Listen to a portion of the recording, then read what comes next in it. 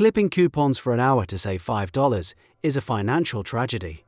It feels like a victory, but it's the quiet admission of a much deeper defeat. You've been told that 1,000 small savings build a fortune. That's a comforting lie. By the end of this video, you'll understand why extreme frugality is a psychological cage that keeps you poor, and you'll learn what the wealthy focus on instead. And the price of getting this wrong is your one and only life spent optimizing for scraps at the bottom of the barrel. The math of saving your way to wealth is brutal. It has a hard, unyielding ceiling. If you make $50,000 a year, the absolute maximum you can save is $50,000. That requires living on air. Even with extreme discipline, you might save 20%, that's $10,000. The path to $1 million at that rate is a century long. Your strategy is capped from the start. Frugality is a game of defense. It's about shrinking your life to fit your income. You become an expert at reduction. You learn how to say no. No to dinner with friends. No to the better computer that would save you an hour a day. No to the course that could double your income. Every dollar saved is a tiny win in a war you are guaranteed to lose over time, because your opponent is inflation and its army never sleeps. The game of earning, however, is completely different. It has no ceiling. There is no rule that says you can only earn a certain amount. The field is infinite. You're playing offense. This shift from defense to offense seems simple. But the real trap of frugality is what it does to your brain. It rewires your perception of reality. And that rewiring is far more expensive than any coffee you chose to skip. Your brain is a search engine. It gets incredibly good at finding what you ask it to find. If you constantly ask it, "How can I cut costs?" it will deliver answers. It will spot the 2-for-1 deal on toothpaste. It will see the generic brand cereal. It will calculate the cost per ounce of everything in the grocery aisle. Your brain becomes a world-class expert in saving $4. But that expertise comes at a cost, a cognitive cost.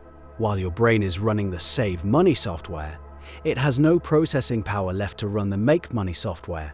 The questions are different. The Make Money software asks, what problem can I solve? What skill is in high demand? Who can I connect with to create an opportunity? How can I build a system that generates income while I sleep? The frugal mindset doesn't ask these questions. It's too busy scanning for threats to the current budget. You spend 3 hours researching the most fuel-efficient tires to save $200 over 5 years. Someone else spends those same 3 hours building a simple website for a local business and makes $500. They played offense. You played defense. Over a decade, this difference in focus creates a gap so wide it looks like a difference in luck or talent. It's a difference in the question you ask your internal search engine every morning. And then, something even deeper happens. The software becomes your identity. You stop being frugal and start being a frugal person. That identity now filters every decision you make, closing you off from the one resource the wealthy value above all else. That resource is time. The wealthy are obsessed with buying back their time. The frugal person sees a $100 an hour consultant and thinks, I could never afford that. The wealthy person asks, can this consultant solve my problem in 3 hours, saving me 50 hours of mistakes and trial and error? The $100 expense becomes an investment that buys back a full week of their life. This is the logic of leverage. Frugality is the enemy of leverage. It convinces you that your time is the cheapest resource you have, so you trade it for everything. You drive across town to save $10 on gas. You spend a whole weekend painting your house to save $2,000, instead of using that weekend to learn a skill that could earn you an extra $10,000 a year, every year. You are trading hours you can never get back for dollars that can always be replenished. The wealthy do the exact opposite. They convert dollars into time. They hire a house cleaner, they use a grocery delivery service, they hire a virtual assistant. Each purchase is a transaction to buy back hours of their life, which they then reinvest into higher value activities. Activities that create more value and therefore more income. There are 4 kinds of leverage they use to do this. The first is labor. This is the oldest form. You hire people to do things you're not good at, or things that are low-value uses of your time. The second is capital. This is money working for you through investments. Your money is like an employee that works 24 hours a day and never complains. The third is code. Software can do the work of thousands of people. A single app can serve millions of customers with almost zero marginal cost. The fourth, and most powerful for many, is media.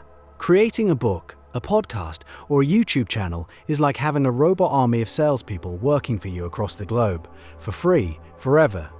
Frugality, with its focus on minimizing costs, actively discourages you from investing in any of these forms of leverage. You see the expense of hiring someone, buying the software, or starting the podcast. You fail to see the immense long-term payoff. Your defensive posture makes you blind to the offensive tools. Now, critics of this idea will say that frugality builds discipline and prevents lifestyle inflation. And they are correct. A baseline of knowing where your money goes is Financial Literacy 101.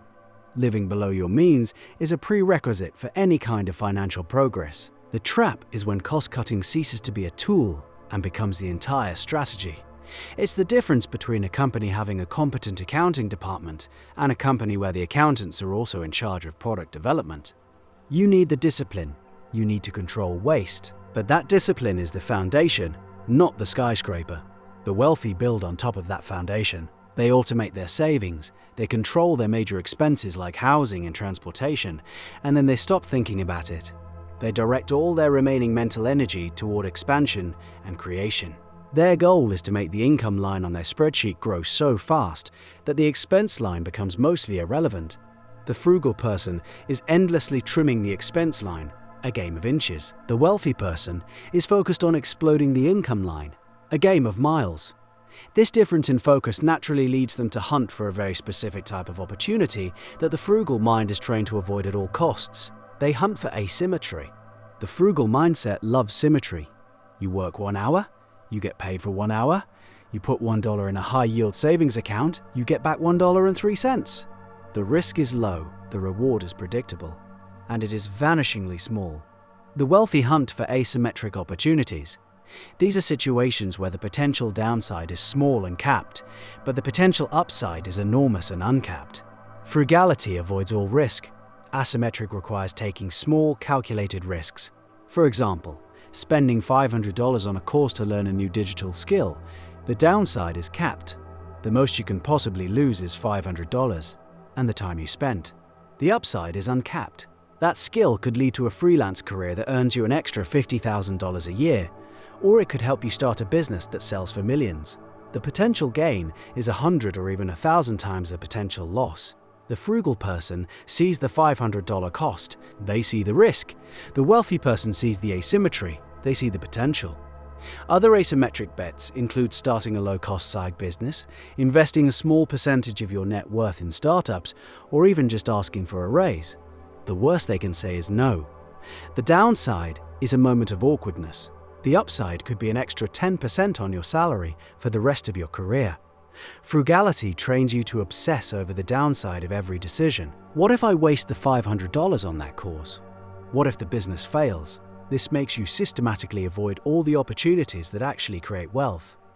You're so focused on protecting your pennies that you miss the chance to mint pounds. So how do they find these asymmetric bets? And how do they know which ones to take? This brings us to the final, most important distinction. It's an area of spending that the frugal see as the ultimate waste, and the wealthy see as the ultimate investment. They invest in information and networks. Finding good asymmetric opportunities is hard. You need access to better information and better people. The frugal person gets their information for free, from blogs and public videos. The wealthy person pays for access. They buy the $1,000 market research report. They join the $5,000 a year mastermind group. They pay for the high-level coach. They see these as investments in their decision-making ability. A single idea from one of those rooms can be worth 100 times the price of admission. It's an information advantage. They are paying to see the world more clearly. You can't find alpha if you're reading the same free articles as everyone else. A network is the ultimate source of asymmetry. One introduction, one conversation with someone who has already solved the problem you're facing can save you years of effort and hundreds of thousands of dollars in mistakes. Frugality cuts you off from these networks. You see the $2,000 conference ticket as an expense. The wealthy person sees it as buying a ticket to a room full of lottery tickets. They only need one to pay off. You are optimizing your life based on publicly available information. They are paying for private access. That is the game. Ultimately, the trap of frugality is that it's a local optimization. It makes you very good at a game that doesn't matter. You can become the world champion of saving money and still end up with a life of quiet desperation, managing your decline. Wealth is a consequence of creating value. Frugality, at its extreme, is a philosophy of value extraction. From yourself, from your time, from your own potential. It's a self-imposed siege. The wealthy are not just playing a different game, they understand the board itself is expandable. They're not trying to get a slightly bigger slice of the existing pie. They're trying to bake a bigger pie. So the question to ask yourself is not, how can I save more? The real question, the one that can actually change your life, is how can I create more value? The answer to that is never found by trimming a line on a spreadsheet. It's found by investing in your ability to build something new. And this focus on creation over conservation is the same reason the most innovative companies often appear shockingly wasteful to an outside observer, which is a completely different kind of financial trap.